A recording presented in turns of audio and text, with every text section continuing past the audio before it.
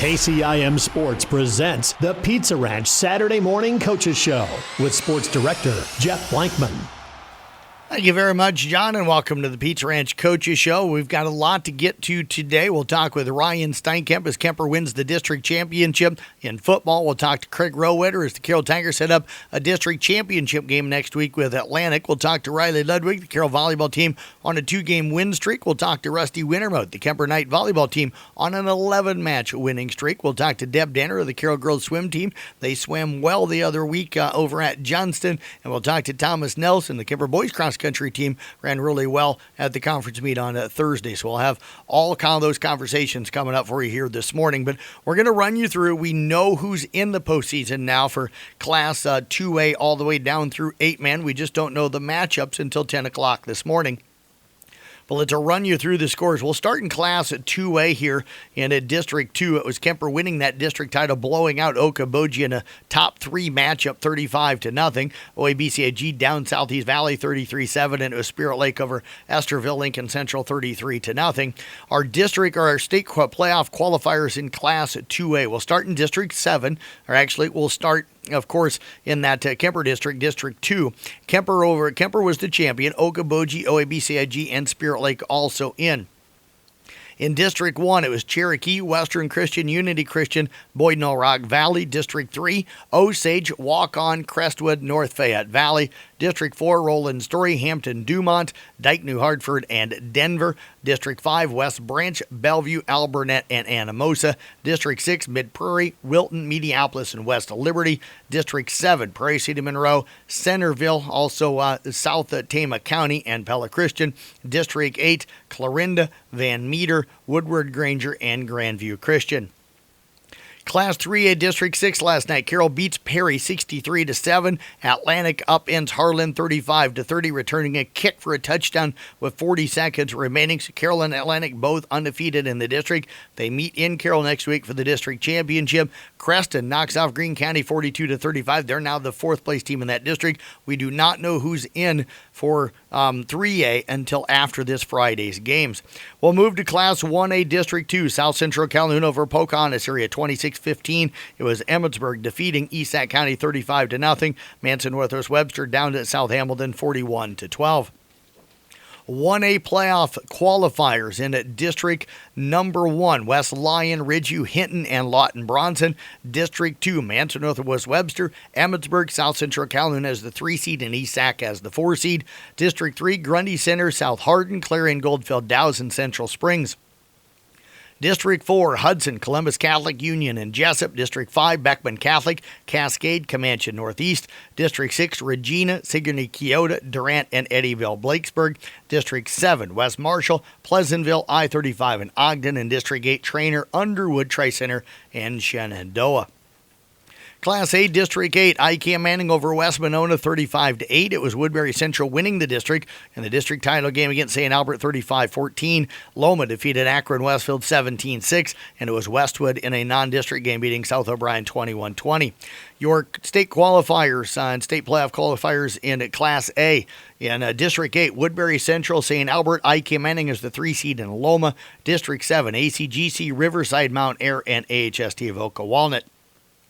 District 6, Linville, Sully, Madrid, BGM, and Earlham. District 7, Pekin, Danville, Columbus Community, and Wapello. District 4, Wapsie Valley, Northland, Maquoketa Valley, and East Marshall. District 3, St. Ansgar, Nashua, Plainfield, North Butler, and Starmont. District 2, West Hancock, Newman Catholic, West Fork, and Belmont Clemmy. And in District 1, MMCRU, West Sioux, Sibley, Oshedon, and Galen Catholic. 8-man District 9, Arweva Routes, Cam 66-6. Audubon Berries, Exiro Kimberlin 80-18. Coon Rapids Bear knocked off Glidden Ralston 60-18. And in a non-district game, it was East Union over Griswold 80-26. Now the qualifiers in 8-man in District 9, Audubon, Coon Rapids Bear, and Arweva all get in. Exiro Kimberlin in as a wild card. District 10, Woodbine, Fremont Mills, and Boyer Valley. District 8, Bedford, East Union, and Lenox. District 7, Southeast Warren, Montezuma, and Wayne. Moravia in as the second wild card. District 6, Glenbrook, Rhinebeck, Clarksville, and Collins Maxwell. District 5, Iowa Valley, Belle Plaine, and Waco. District 4, Edgewood, Colesburg, Easton Valley, and Springville. District 3, Don Bosco, Turkey Valley, and Janesville. District 2, Bishop Garrigan, Riceville, and North Union. And District 1, GTRA, St. Edmund, and Kingsley Pearson. We'll step away, take a break. We'll talk with Ryan Steinkamp with the Kemper football team next year on the Pizza Ranch Coaches Show. Hey moms and dads out there, let Pizza Ranch make feeding your family fun and affordable. Every Tuesday night, kids 12 and under eat free. Whether they love the pizza, chicken, or mac and cheese, you'll make them all happy. When you're on the go with sports, church, or, well, just life, come in for a quick and delicious buffet. The best part is, they'll do the dishes. Pizza Ranch makes family meals fun and fast. For delivery or carryout, call 792-3456. Pizza Ranch, just off Highway 30 in Carroll. Whoa, that's good. Back here on the Pizza Ranch Coaches Show, talking right now with Ryan Steinkamp. Of course, he is the head coach of the number one ranked and district champion Kemper Knights as they pick up a convincing victory last night, knocking off Okoboji, who was ranked number 2 in one poll, number 3 in another poll, 35-0 the final. Coach, congratulations on the district title and on the season. Appreciate you joining us today, and what a performance from your ball club last night. Absolutely, Jeff. Thanks for having me. You bet, Coach.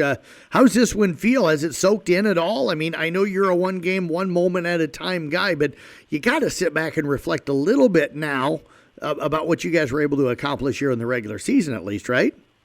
Yeah, maybe just a little bit, just because we don't know who our next opponent is yet, too. But as to the kids, how proud I was of them, especially our seniors. It was senior night last night, and then I thought our seniors just showed up big time and were great leaders, and I'm just really happy and proud of them.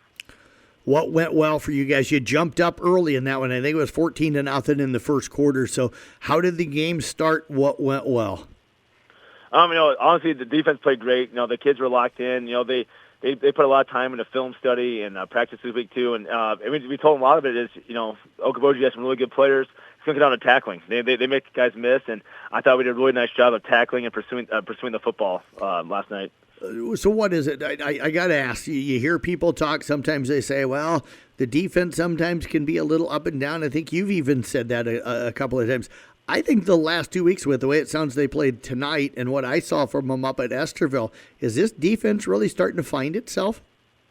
Yeah, you say, I'm not oblivious. I watch film. I can tell, there's times our defense doesn't play the best. But I think a lot of it is, we're getting them locked in. And the coaches are coaching them more and stuff, too. And the kids are so receptive of it. They want to be better. They want to, they're not happy with how they're playing sometimes. And we still practice tackling, on the daily. And they don't take that for granted. They know that's what defense comes down to. So, yeah, just really proud of their communication. We always talk about communication builds confidence. And I've definitely seen that, too. A lot of that comes from our senior leaders on the defensive side. So was it tackling the key for you guys tonight against this Okoboji team, or what did you feel was the key defensively? You pitch a shutout against a team that was undefeated. Yeah, I say that's a lot of football is just tackling. Be in the right spot, knowing you're supposed to be, reading your keys, and then once you see it, it's attacking it, and then you got to keep your fundamentals of tackling. That's what the game is based around. Offensively, to put 35 on the board, how did things kind of play out? What did you guys do to get that 14-0 lead? Was it short fields? Did you have to make some long drives, run game, pass game? Kind of what all happened there? The run game got going pretty early. Okay. I know the O-line did a great job. They were hungry. Okoboji had some big guys in the middle there, but they just kept their feet moving. And a lot of it, was just 5-6 yards at a time, just being patient, and then able to hit a couple passes. Doing some play action type deals. Did you feel like you could establish the run game early? Is that why it sounds like maybe you went to that early? We thought there's some opportunities there. It's tough to tell when you haven't faced the opponent. We've never played Okoboji before too, and they're a really talented ball club. They have a really good defense. But like I said too, we're happy with we're going to be aggressive, and if we're getting 3-4 yards, that's going to add up over time too. So we're just they stay consistent. I thought the O-line got stronger as the game went on. Give a shout out to the guys on the O-line. Who are the guys up front, and how well did they do? Yeah. Will Behrens, Connor Keneally, Preston Manami, Reed Steger, Lucas Steele, and then getting Nash Lerner back this week too was great to see. And what did he add to the team this week? Yeah, just add some depth. Now we have a great O-line too, but then he just gave us another guy we could rotate in a little bit, and he only had a few days of practice under his belt too. He stepped up, did a great job. Was it Jaron Hoffman in the run game, or was it Jaron and Ryan? Did Brock, tuck it and run a few times, or was it just mainly Jaron in that run game? Yeah, Jaron had a great game. He ran hard, kept his feet moving too, and then Brock had a few run plays that were nice too, Ryan Lucas, and yeah, he mixed it up a little bit tonight too against more guys, some touches, and they all did a really nice job. Did you feel like, you mentioned it, and I've heard all year long how good this Okoboji defense is. Did you feel like you broke their spirit maybe a little bit? Because I don't think anybody had done to them what you guys have done to them. Did you break their spirit a little bit as the game went on? I don't know about that.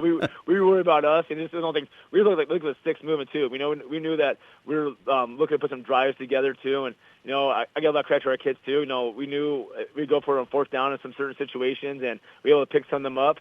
Once or twice we didn't too, but the kids didn't hang their head. And we had a fumble tonight. And the kids bounced back. That's one thing I've been really proud of them is just we talk about responding. Bad things are going to happen.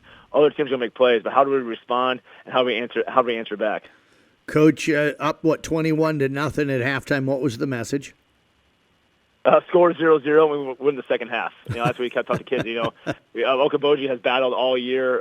They've had some really nice comebacks, some late game heroics. So we knew that those kids are never going to give up, and they didn't. But we got the ball to start the second half, which is a little different. I think it's only the second time that's happened this year. And offense did a great job of marching down, and then defense got stopped too. So we definitely started getting a little momentum then. Did they threaten you guys really at any point in the game? Me, I never relaxed too. So, yeah, absolutely. They got down the red zone. Secondary made a nice play, get interception by Dylan Schoen. So that was great to see us stepping up in that big time moment. Dylan's a guy that's had a few picks this year. What's he doing well? Because we talk a lot about some of the other guys, but Dylan's kind of quietly put together a good year for you guys. Yeah, he's good at reading the offense too. He's kind of sneaky back there. He reads up, he's in the right position, and just he's got good hands and he's long and lengthy, so he makes good plays in the ball. What was the celebration like after the win last night on the field with family and friends and all those Kemper family people? Kemper, the fans that came down to probably celebrate that win with you guys. Yeah, it was great. The kids worked so hard too. We had a great crowd last night too. We're definitely on the field, talking to the guys about how proud we were of them. And now we just got to stay hungry and keep moving forward. How long do you let them kind of enjoy this one before you say, hey, it's time to focus on whoever you find out you play at 10 o'clock or so this morning? I told them they can enjoy it until midnight, but I said, but after that, we got to learn from this game, and we'll find our next opponent, and we'll start game planning and get ready to go. And I know the answer, but I'm going to ask because I ask all the coaches. Any hopes on who you play? Any thoughts on who you play today? I honestly don't too. I know, there's a lot of things being tossed up in the different districts and across the state. Yeah, I really don't know. It's something we can't control, so something I don't worry about. We just know that once we find out who, we'll do our best to prepare the kids. Feel any pressure being the number one ranked team going in? No, I talk to kids all the time. 0-0. We worry about us. We always talk about at practice. We worry about what's inside our locker room. At the games, worry about what's inside the track. That's what we can control. Our goal each week is just playing better football every week. If we do that, great things can happen. Well, Coach, congratulations again on the win last night. Appreciate you joining us. I know where they're going to be releasing the pairings here in a couple hours, so I'll be looking for them as much as you are. But we'll see you coming up next Friday. All right, absolutely. Sounds good, Jeff. Appreciate it. You bet. Head coach again, Ryan Steinkamp with the Kemper Knights. Again, they win over Okoboji, clinching that district title 35-0. We're back with more of the Pizza Ranch Coaches Show here on KCM and the CB Sports Network. A highlight home for Mid-Iowa Real Estate Team, 409 East Valley Drive. This well-maintained two-bedroom condo offers comfort, convenience, and privacy. Both spacious bedrooms feature their own private bathrooms, giving everyone their own retreat. You'll appreciate the main-level laundry, a cozy fireplace in the living area, and a kitchen with all appliances included. Step outside to enjoy your private deck. All of this at 409 East Valley Drive with a list price of $255,000. This is Brandon Snyder with another quality offering for Mid-Iowa Real Estate Team. Take your tour at midiowateam.com. Pizza Ranch Coaches Show here on KCIM as we roll on right now as Carroll head football coach Craig Rowetter joining us after the Tigers pick up a nice convincing win down at Perry last night to move into what's now a district championship game with Atlantic coming up this week. They win at 63-7 last night on the road. Coach, congratulations. One more step towards hopefully a district championship for you guys, but last night looked like it was kind of a fun one. Thanks, Jeff. Yeah, it was, it was. Everything, went pretty smooth and kind of the plan. And but again, the kids knew exactly, like you said, going in, take care of business. It's kind of a little business trip. And, we do what hold up on our end, and we'd be playing for a district title the following week. So, I think the kids, it was pretty easy to keep them focused and, at the task at hand. And the starters didn't get a whole lot of they might have got maybe one series after the first quarter, and then we had an opportunity to get some other guys in, but that's kind of good too, just as far as kind of staying healthy going into week 9. Nice to get those guys some rest, some younger guys, but this game started quick for you guys. Adam Malik scores about 3 minutes into it. The defense then sounds like they got a stop, and the special teams come up with a play on a bad snap, and the next thing you know, you're up 14-0, and you're not even 5 minutes into the game. Yeah, we had a nice little drive to start, which has been par for the course the last couple of weeks. Offensive line just kind of takes care of business, and Adam was able to punch the first one in, but yeah, then the defense played lights out and got a 3-and-out, and gave us kind of a short field with a botch snap on their punt, and we had a one-play little bootleg pass touchdown after that, and so the one-play drive is, you're up pretty quick when you when you do those. You get it to 28-0 before the end of the first quarter. I know you guys probably at that point are kind of like, okay, it's not over yet, but you can probably start kind of, getting some of those guys in. What's the mindset when you get a lead like that in the first quarter? To next kind of almost if you have an injury, it's like next guy in, and right. We didn't do a wholesale change, but we were able to rotate a couple, because we had a couple of injuries on our offensive line week 1 and 2, so we had some new guys in, and so some of those guys have been out now. So like I said, I'm pretty confident in playing 6 to 7 offensive linemen. So we kind of moved those guys around a little bit, and they didn't really want to. After the first play of the game, Gavin Holt had a pretty nice little kick-out block, so I don't think they wanted to see 65 out there very much. He was the first one we pulled, which is not like a kid like Caden Luters. I think Caden could play every position we have on the offensive line. He was at guard, and then we shifted him out to tackle, and I'm pretty confident he could play center if he needed to. So, it's nice to have a kid like Luters where you can play him at tackle, play him at guard, and wherever, and kind of move some of those guys around. But, and then it's kind of a, catch-22, I guess. Ironically, that's his number with Malik, is you want him to get some yards, but again, you want to do it, the right way, and not because he could have had, well over what he did last night. Right. And, but I think he'll get his shot, in our district title game. So, but the next guys that come in, Traven Childress came in, ran the ball hard. Jake and Cade ran the ball hard. Caden Clucky, we had a host of ball carriers, so it was fun getting all those guys some carries. Coach, for you guys right now, the defense, where's it at, and how well did it play? I know, and I'm not trying to be hard on Perry. We weren't expecting them to push you guys, at least us guys here at the radio stations. So where's your defense at right now, and how well is it playing? They've strung together 3 pretty, our first group anyway. They haven't given up a touchdown in 3 weeks. If Perry got one late, and that's we had everybody had played by then. So, and again, I hate to sound like a broken record, but it's almost like the offense as far as the defensive line and offensive line. With the defensive line, they can hold down their gaps. They don't have to make a ton of plays, although they did last night. But like Miles Pudence and Gavin Holt, those two on the interior, it takes quite a bit to move those guys. And then you got Kieran and Ty on the outside. That's a pretty tough group of four. Yep. And Quentin Polking's as good as they come.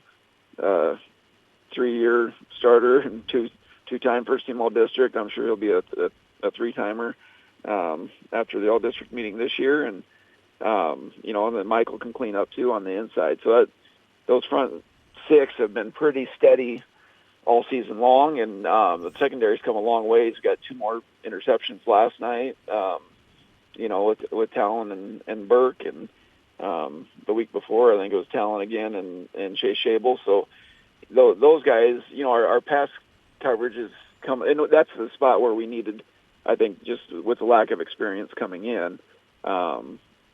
It was the secondary, and they're starting to come around really nice here. Coach Camden King, we talked about him on the New Way Ford Scoreboard show last night a little bit.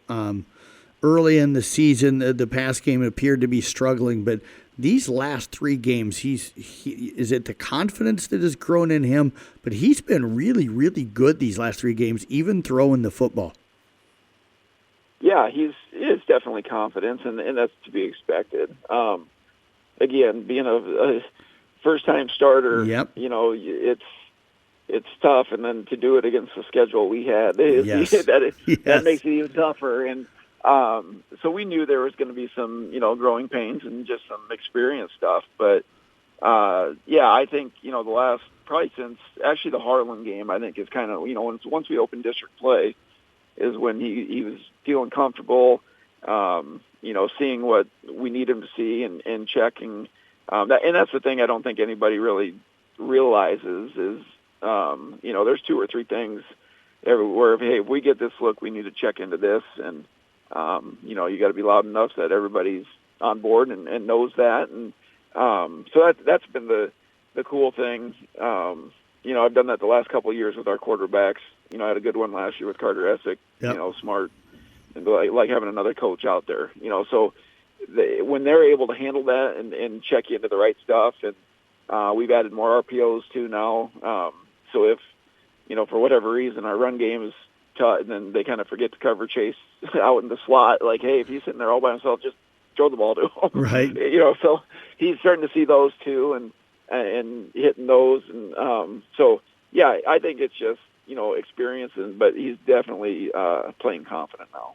Coach, Atlantic, speaking of confidence, they've got to come in breaming with it. They pick up a win over Harlan last night. And breaming, 1, they're undefeated in the district like you guys are. And number 2, the way that game ended, they take a kickoff, return back 41, for a touchdown with 41 seconds left. So they're coming into the game confident. You guys are coming into the game confident. What's going to be the difference in this game? It'll be the guys up front, and I can say that pretty confidently. I think they want to establish the run. I think they got the number 1 rusher in Class 3A coming into the game, and we had the number 2. I don't know if like I said, not to be rude, but if we wanted Adam to run for 500 last night, he probably could have. Yep. So anyway, I think that'll be a nice little challenge for our offensive line, just to be like, hey, they think they have the best running back. We think we do. So let's get to work. But, and I know Coach Brummer well at Atlantic. We talk actually quite a bit. And at our clinics, Atlantic has a fun staff and really good guys. So both staffs get along good. And, it's kind of fun that it's us 2 standing here at the end, but we're also competitive, so we want to beat the heck out of each other. So it'll be 2 teams, I think, that want to be physical, and I think that's ultimately how it's going to play out. Whoever, I think, wins up front and doesn't turn the ball over, obviously, but it could be a little bit of a heavyweight fight up front, I think, with, just trading body blows, seeing who gives. Well, Coach, it's going to be a lot of fun. I get a doubleheader next week on KCIM. I'm looking forward to it. You guys get the second game of that doubleheader. So I appreciate all the time. Congratulations on another win last night, and look forward to chatting with you next week before a district championship and then after, hopefully, a district championship. That sounds good to me, Jeff. We appreciate all the coverage you guys have given us all season long, and hopefully we have some more for you to cover. But appreciate everything, and go Tigers. Head coach Craig Rowetter again joining us here on the Pizza Ranch Coaches Show. We're back right after this. This is Carroll County Sheriff Ken Pingree. Harvest season is here again, and rural roads are busier than ever. Farmers are working hard to bring in the crops, which means more large, slow-moving vehicles on the road. Remember, those extra minutes of patience could save a life. Keep a safe distance, be prepared to slow down, watch for turning tractors and grain carts, and never pass in a no-passing zone. Let's all do our part to ensure a safe harvest season. Stay alert, drive safe, and share the road. Jeff Blankman joined here this morning on the Pizza Ranch Coaches Show by head coach Riley Ludwig of the Carroll Tigers. Tigers picking up a couple of wins to wrap up the regular season this past week, knocking off Carlisle on Tuesday on that long road trip, then coming home for senior night and picking up a win over Boone. Coach, appreciate you joining us here. Congratulations on a nice 2-0 week. Yeah, thanks. It was a good week for sure. You bet, Coach. Let's bounce and start with that long trip down to Carlisle. It's not a short drive, and the girls came out, struggled maybe a little bit in set one, but looks like you had a really nice bounce back. You win set 2, 25-11, and then take sets 3 and 4 to come out of there with a 3-1 win. So what went right for you and the girls that night? Well, after the first set, we started running our offense, earning our points, and we had some girls hitting the ball hard. Not a whole lot of mistakes on our end. Our service receive was great. And then from then, it just kept getting better. So that first set, it just seemed like we couldn't do anything except really make a mistake. But then we moved on from it, and we were doing, it seemed like, everything right. So it was really fun to see the improvement there. Is that maybe the best match you've seen the kids, kind of, as you said, swipe away that first, set if it didn't go well and just kind of refocus and start to do things well? Yeah. I think the mentality and the way we've grown mentally has been really impressive. Coach, you guys hit it fairly well. I hit 143, but Amanda hit 311 on the night, finished up with 19 kills, and Analia had 11, and then Kyra Hosenfeld had 7 as those three kind of led you. But a big night for Amanda with 19 kills on the night. Were they just not matching up well with her, or how was she able to have so much success? She was running different routes and getting herself open. There wasn't always a big block up on her. We covered well. There was a couple times where they did get the block up and it came back over, but she was hitting different spots, and she is hitting hard right now. Her and Josie are finding that connection, and Josie's setting her at the right times, and she's hitting through the block, tooling the block, mixing up her shots, tips, rolls, and then swinging extremely hard. Running some stuff out towards the outside, running stuff in the middle, and then running some slides around the back. I mean, she's starting to get pretty unpredictable with what she can do. So sounds like it sounds like Carlisle tried to make adjustments, but whatever they did, you guys were able to adjust to it. Yeah, we were. It felt like we were in control, pretty much the entire game. What'd you see out of the back row that night? Our defense definitely kicked it in gear there. Serve receive wise, we got our balls up in front of the 10-foot line, allowed us to run our offense, which was absolutely working well. And then, just defensively, that first set was a little rough. It was we were not playing our normal speed of volleyball. And then when we started doing our job, moving their feet, their eyes were down, they were picking up some tips there, and the momentum just kind of shifted back over to our side. And without having all of the different matches in front of me, Aubrey Drake 5.3, I think it was, digs per set that night. Was that the best match she played this year? Yeah, she's had a couple really good ones. I think Her ADM game was really, really fun to watch too. But yeah, no, she played really, really well that night against Carlisle too. Yes. Coach, you guys came back home then Thursday night, wrapping up the regular season. You did a nice job. You come out of that matchup with Boone. The tight first set, 25-23, and then you win 25-19, 25-18. I'm sure with that first one, there's a lot of stuff that goes into senior night, so sometimes maybe the focus there for that first set, not 100% where a coach would probably like it to be, but got to be happy that the girls settled in, got through that first set, and then it looks like took control of the match a little bit. Yeah, nope. We started a little slow, but it got better throughout. And then, we had to fight our way back in that first one a little bit. What was the difference? What happened in that first set? It was just slow. Again, we're starting slow. I think going into this game, it was one that we knew that we should have won or should be winning. And sometimes going into that mindset isn't always the greatest. So we just had to start playing our game. We were making quite a few mistakes, more than we usually do, especially at this point in the season, and missed a couple serves here and there. But you could tell Boone definitely scouted us a little bit because they were pushing us to cover some defensive spots that we're not super awesome at right now. And then Boone side scrambled so much. They got balls back over that haven't been coming over recently.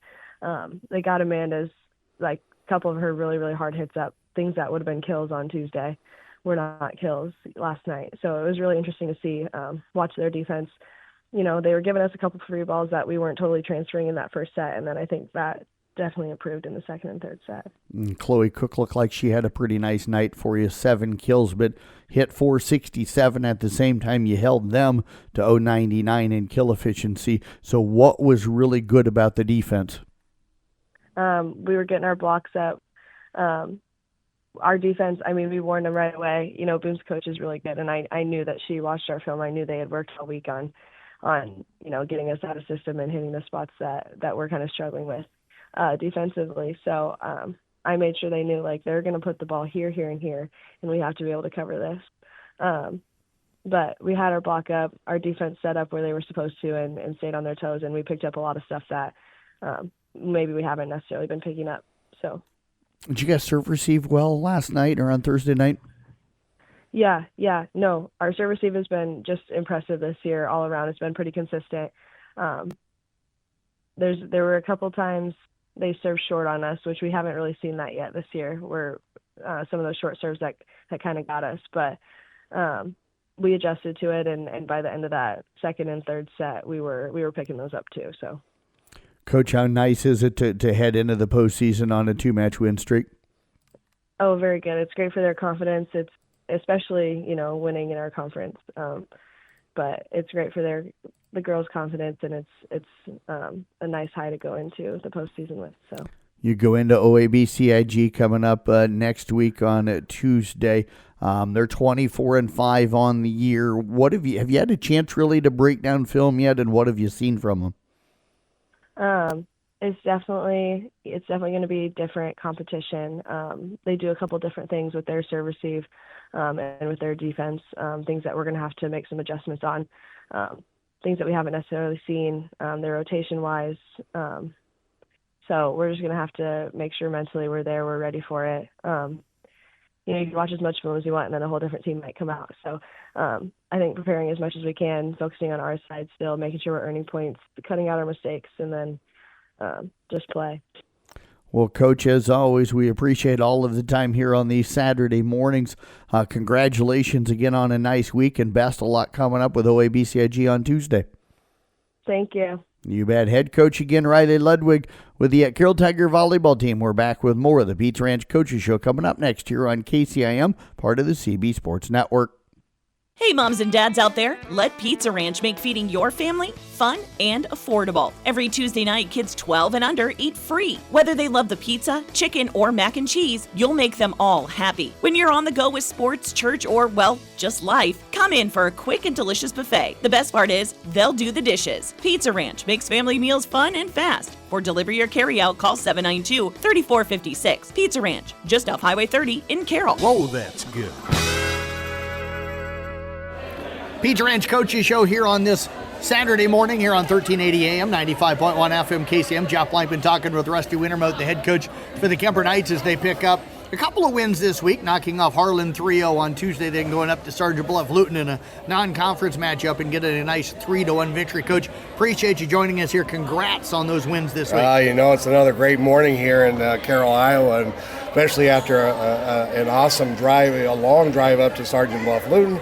After a game against Harlan, you always wonder how the kids will bounce back, but the way that they stepped up mentally against a very good team that's rated in 4A, and it's like we just talked, it had to be, that's just a game that we had to help ourselves figure out mentally, are we ready for the postseason?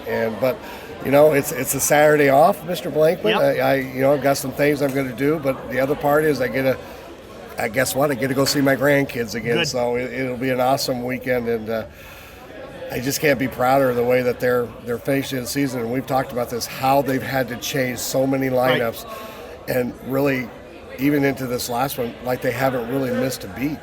And you can hear it in their voice. You can see it in their emotions on the floor, like they're not frazzled about it. Right. Okay, get in here, let's play. And so I have a really great leadership in my captains, and Olivia Schenkelberg kind of doesn't get the time that she probably would like to have, but she is such a leader on the sideline for these kids, and keeping the younger ones engaged and being a part of the cheerleaders. But this is just a fun group to see what we can do in postseason. 3-1 win at Sergeant Bluff Luton on Thursday. You dropped the first set, come back, win the next three. Balanced at the net. Elsa talked that night with me in the postgame about how she really didn't have to choose very hard where she was going, because everywhere she went, you guys were swinging well. Well, we were. The first game was a little too predictable for me, but I think it was because it was kind of forced that way. But once we got into that second set, we were able to, and we've talked about it before, how if we can distribute in all three parts of that net, and even adding Addie in the back row and now Bree in the back row as swingers, that makes it hard on the defense. And even when Elsa got in a situation where, she can only go here, she found a way to shove it back to Addie, and Addie just started working on her footwork and making good swings. So you're right, whenever we have all those hitters along the line and add a one or a two hitter in the back, this team, Elsa has opportunities, and she's starting to read the defense a lot better, but she's also trusting the hitters, because we always talk about, she had a hitting error, but don't be afraid to go back to her. Right. Let her make up for it. And that's what's happening with Mariah and Colby and Bree. She'll just go right back to them. Zoe, Addie, she'll go right back to them and say, hey, here's another one, make it happen. And the girls don't really get frazzled about it. They just, okay, I got a hit. And so that's been a fun part, watching Elsa take advantage of all the multiple attacks options she has for them. But realistically, I think we won with the serve receive and the 3, 4, and 2, and our serve was just, last two nights I think we've had 28 aces the last two ball games, and I don't know if I've had a team that's been able to do that. We've always been a strong serving team, but now we're serving at a 95% clip, plus add the aces in there. It's a fun group to watch, develop, and just to not worry about a game and just come out and play hard. It's fun. It really is fun. You mentioned the back row. Kaylee Simons, Mia Milligan were in there most of the night, played really well, especially after that first set. Riley Summerfield, I mentioned her in the post game the other night, came in and had some clutch plays for it. They went right at her when she checked in, and she didn't back away and did a nice job. So what did you see, especially from Kaylee and Mia on Thursday night? Well, the only thing I saw differently was in the first half of the first game, when the game was tight, Kaylee and Mia were trying to read but overreacting to some things, so the balls were going a little different direction than we had talked about, especially off their big hitter in the middle. And so we just talked about having to make sure just to their hitters like to go across their body, so we got to make sure right back is where it is. But when you talk about those three, all we did was challenge them after, I think it was halfway through game 2, where we challenged them, where all of a sudden we were doing so well in coverage that those two let a ball, me and Kaylee let a ball drop between them, and it was like, you're doing a triple take, like, did that just happen? Right. And then you have to, we call timeout. We go on, I get my dad voice in. I don't like to do my dad voice, but get my dad voice and challenge them that can't happen again. And I expect those two to go get every ball. And after that, I think they got about every ball that was ever shoved at them. And they owned it, and they went after it. So you throw that phase into the game, and you throw the serving part into the game, and you throw the multiple attackers into the game. This team is going to be fun to play, or not fun to play against in the postseason, but fun to watch them grow as the postseason comes upon us. You mentioned the postseason. It starts Tuesday. You host Sadell. You got maybe MOC or Carroll somewhere down the line potentially. OABCIG also in that group. So I think you probably got to like your pairings on your chance to get back down the stage, as long as the girls don't put too much pressure on themselves to get back there. Well, exactly. But, I catch myself looking at all the other teams except for the one in front of me, and that's a bad thing to do. And so we'll focus on Sadell, but you look at the other teams, and they all have their different strengths. And the one team I think could surprise people out of this whole thing is Carroll. I really think that they have a favorable, get past OABCIG. I really think they can cause Unity Christian some trouble. But Unity's got to get past Okoboji, and Okoboji's taken a set from them. So I really think that bottom half, Unity is probably the favorite, but I really think Carroll, who's been playing a lot better lately, could surprise some people on that. And what kind of fan base would we have in coming to watch a match if that happened in the regional final? But whoever it is, it doesn't matter. But I do like our setup. But if you think too far ahead, then you're thinking of the wrong thing. You just got to worry about who's in front of you. All right, now we'll have a day we'll work on this team. We have 2 days we can work on this team. But they are not looking ahead to any team. Last year we were talking about who we're going to face in the finals, and obviously it worked out. But this year I haven't seen these kids talk about it. They just want to know who do we have next. And I would rather have that, in my opinion, would rather have them focus on who their next opponent is, and let's take care of them, and then we'll worry about the other one after that. So, well, Coach, appreciate you joining us here on this Saturday. Look forward to seeing you again on Tuesday night. Yeah. And best of luck coming up in the postseason. Hopefully we'll give you a good show then that night. You are good luck charm, so we know what's going to happen then. You bet. Head Coach Rusty Wintermode again with the Kemper Knights joining us here on the Pizza Ranch Coaches Show. We're back with more right here on KCIM. It's Pork Month in Iowa, and that means it's time to celebrate the hard-working farmers who feed us all from farm to fork. Whether they raise pigs, corns, beans, or just never stop working, our farmers are out there before sunrise and long after sunset, keeping food on our tables in this October.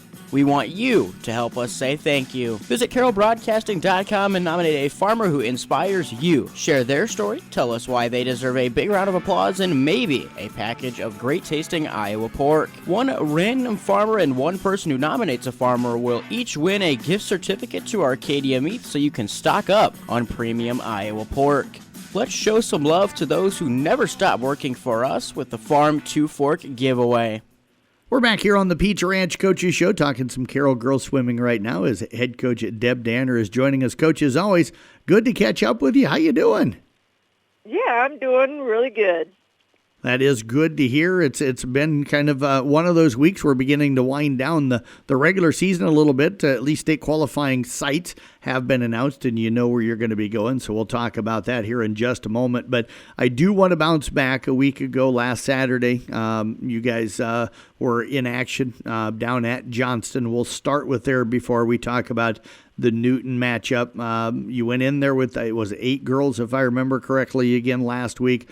You had some pretty good swims. I know when you sent me the results, I think you were pretty excited about how some of the girls did. So kind of your overall thoughts first on how things went last weekend. Yeah,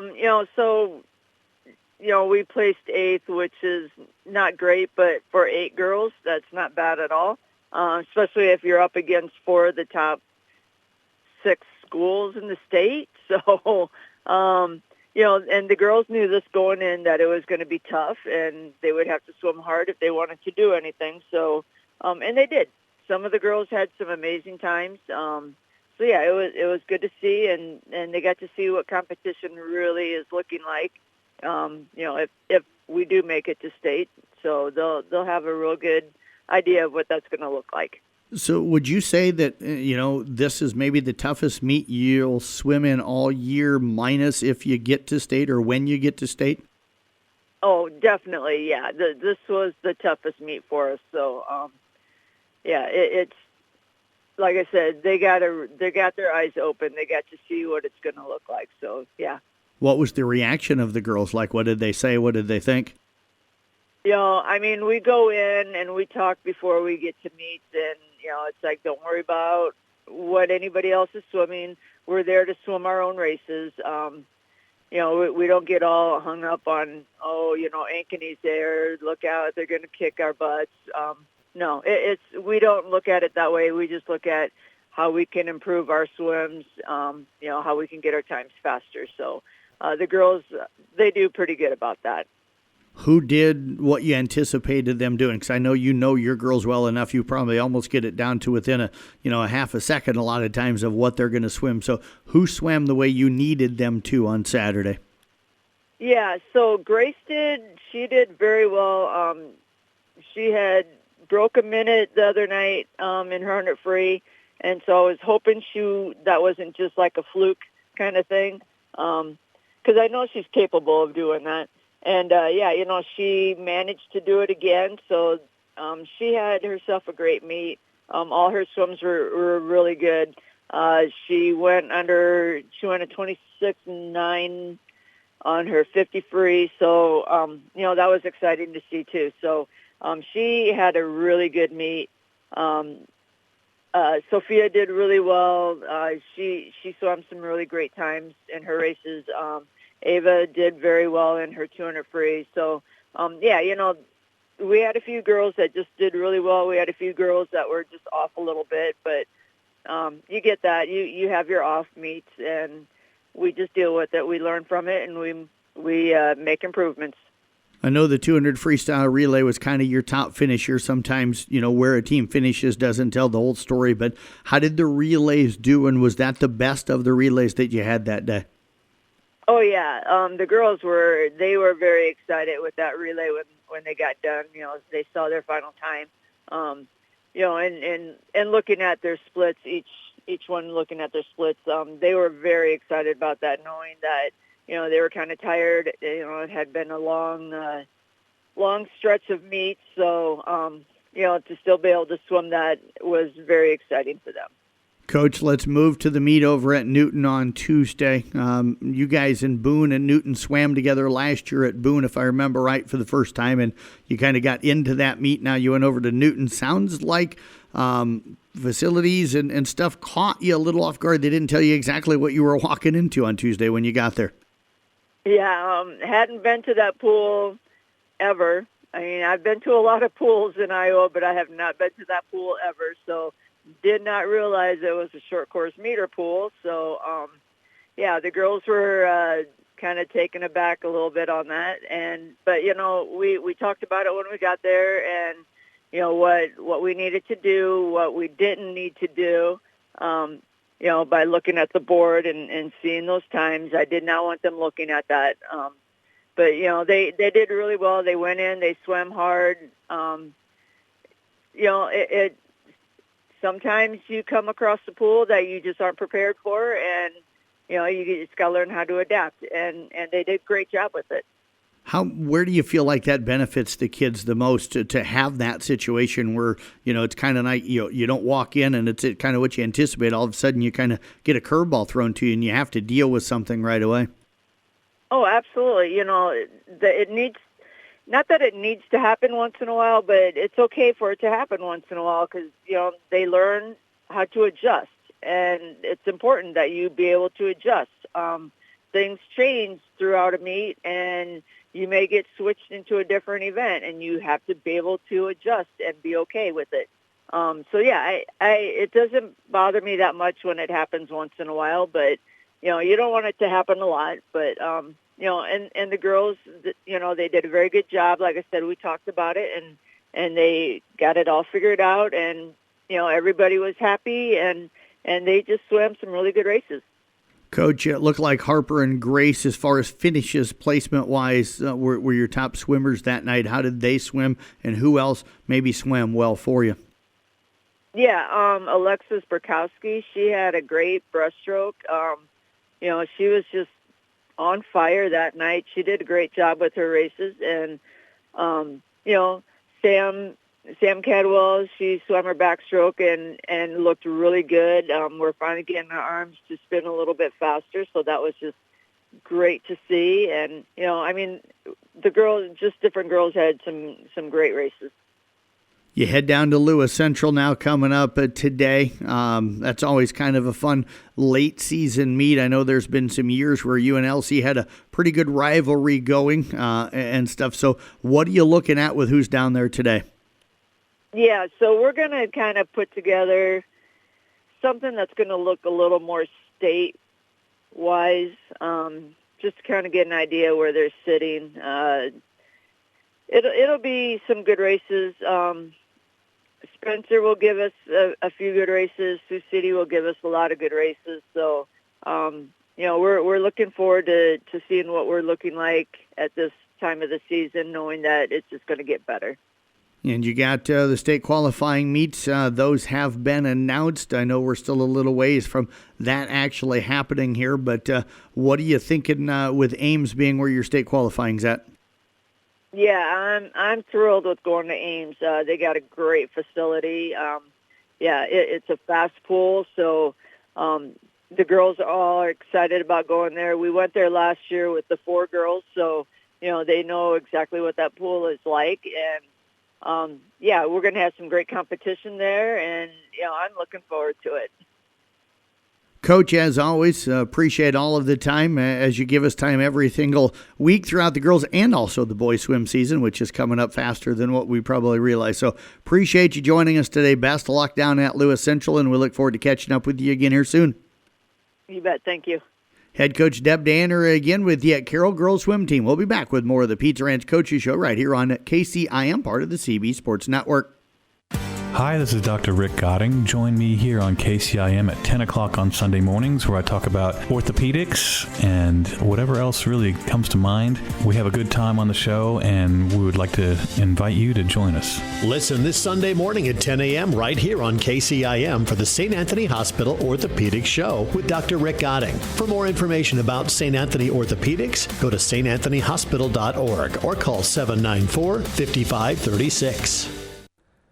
Pizza Ranch Coaches Show rolling on this Saturday morning as we talk Kemper Cross Country. Right now joining us is head coach Thomas Nelson. The Knights wrapped up the regular season with the Hawkeye 10 conference meet down at Shenandoah on Thursday. They'll head over to Iowa State's course with Gilbert as the host for the state qualifying meet coming up this week. Coach, as always, good to catch up with you. How you doing?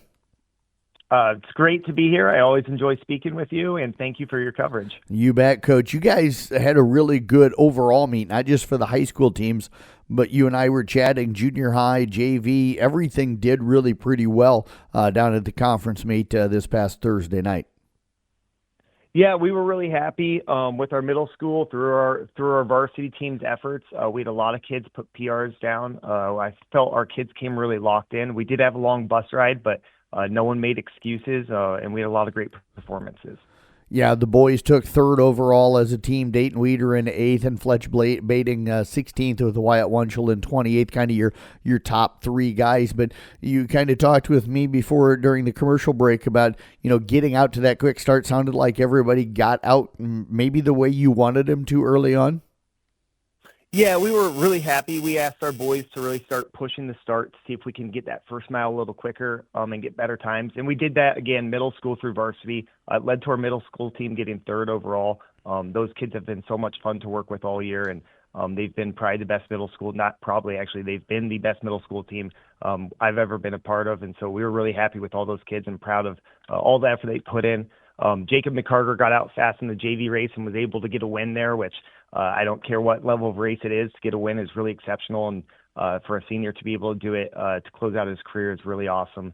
And then, of course, Dayton, Fletch, Wyatt, Thomas, Hayden, Oliver, and Cohen in the varsity race. Those guys really pushed to get to their positions that we wanted them to be in. Fletch and Wyatt especially, we'd kind of challenged to get out a little faster to see if that could help us a bit at districts, and both of them did it. Both of them ended up placing really well. Fletch was 16th, Wyatt was 28th. And we were just really happy they took that kind of coaching and applied it to the race, and it gave us a good result with that third overall finish. Coach, did this course lay out pretty well for the way you set up the strategy to run this? I think so. I hope the kids felt that way, at least, since they're the ones who really had to run it. It was a cool course. It's somewhere we haven't been before. Right. It had a couple loops. It had wooded areas. It had wide open areas where you're kind of doing switchbacks around football fields. But it made it, I think, a relatively spectator-friendly course. You kind of had to choose a bit one half or the other, depending on how much running around you wanted to do. But it was a good course, and I think our kids, at least by their performance, liked it. You know, even Hayden Krieger, you know, a freshman for us, has just been getting stronger and stronger all year. He got 34th overall, and he seemed to just be able to get in a really good rhythm, especially after he came down kind of from the switchbacks in the woods and onto the football fields. And same thing, there were some spots where I felt like Oliver and Thomas, who got 36th and 54th, were able to really start striding out and gain spots on guys just because there were some extended straightaways. And Coach, you mentioned Jacob McCarger winning the JV. You said his last mile was outstanding. Yeah, he's just, you know, he's a kid who's been running so long for us. He's a great kid. He has such a positive attitude. He's really appreciative of all his teammates, and it was really fun to see with a mile left in the race. There was him and a kid from Atlantic, and they had kind of separated from the pack. And Jacob just kind of ran on his shoulder for the first 800, and that second 800, he blew past them and ended up with a very convincing victory. And like I said, just a really special thing for him, and we were really happy to see that happen. Coach, let's flip over to the girls. Got out pretty well. Maybe could have got out a little bit better, but kind of a learning experience. How did things go overall for the girls? Girls did a great job overall. The varsity, like we were talking about, you know, we kind of had, it was almost like a delayed start. Like the gun went and everyone went, and then we went a second later. And so the first about 200, 300 meters, I was a little stressed. But by really the mile mark, everyone was kind of where they needed to be in the race. So they did a good job recovering from that. Anna has just been doing such a good job the last half of the season of pushing herself. She ended up getting 27th overall and ran a great time, 22:54. And that's been really helpful for our team. It was awesome to have Casey and Grace both running. They were 32 and 41, and they really helped, I think, push other people up, like Meredith Pedig, who finished just a second behind Grace, and she was 42nd with a 24:14. And we've just seen, you know, the girls get better and better as they've started to push each other more throughout the season. So we were really happy with them. Coach, you mentioned Anna Seidel. What did she do to kind of become that top runner for the girls as the season went on? I think it was just a mentality switch. I think she just kind of said to herself, you know, I can do better, and I'm going to. And it doesn't matter. I'm not going to, you know, run with this person or this person. I'm just going to go. And if they come with me, that's great. And if they don't, I'm going to keep running. And that's been a really good thing to see. And it's helped, you know, with runners like that. And, you know, Casey and Grace, they have that same attitude. Meredith has been doing good about that. And Shelby, you know, has always been pushing people. They set good examples for, you know, our younger girls and our JV girls. Our middle school team got 7th.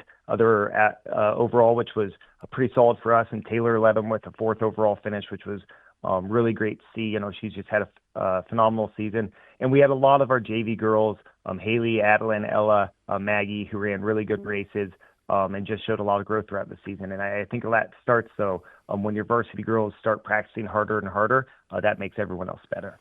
And, Coach, you guys headed over to the Iowa State course hosted by Gilbert this coming week, of course, for the state qualifying meet. You guys know that course well. It used to be a meet you would run on a regular basis. I think you were just there a couple of years ago. But it's going to be strong competition. So what are you looking at coming up next week for the state qualifying meets on Wednesday?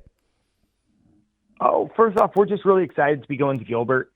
We ran there last year, and we had tons of PRs, so our kids know this is a course. They, A, know the course, and B, know it's a course that we've had success on.